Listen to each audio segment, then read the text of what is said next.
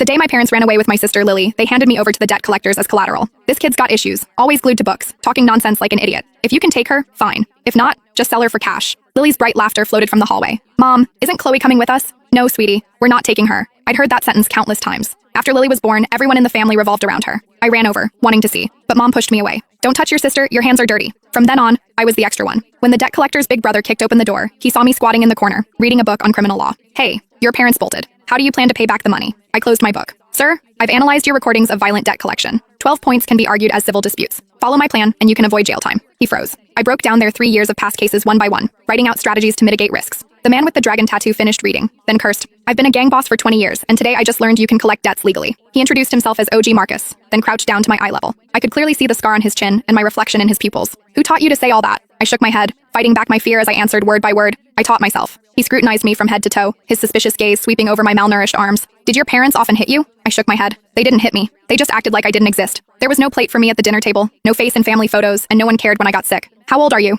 12. Marcus looked at me, his eyes full of suspicion. The hallway light flickered. He stood up and waved his hand. Frank, bring all our IOUs. Let our big shot lawyer take a look. I don't know how long passed. My legs were numb from squatting. Frank finally carried over a cardboard box. It was heavy, landing on the floor with a thud. Inside were IOUs, contracts, and transfer records, all haphazardly crammed together. Marcus patted the box, nodding at me. Big shot, show us what you've got. Marcus and his crew were playing cards in the living room. 3 men, hunched around a folding table, smoking cigarette after cigarette, the whole room thick with smoke. I sat in the corner, poring over the contents of the box under the dim light. Mid-game, the youngest man, Leo, glanced at me. Marcus, come on, what could a 12-year-old kid possibly figure out? Frank also looked over. She's been sitting there for 2 hours, hasn't moved a muscle. I didn't dare move. I'd seen abandoned kids before. There was a boy, 2 years older than me, who slept beside a trash can after his parents ran off. His eyes were empty, like 2 dark holes. Marcus didn't speak, playing a card. As soon as he spoke, I put down the last file. I'm done. Everyone looked over. I walked to the folding table, and they automatically made space. The table was covered in ash and beer cans. I swept them aside, clearing a spot. I pointed to the first case. The year before last, in March, you said, if you don't pay up, we'll make sure you regret it. That was deemed a threat. But if you'd said,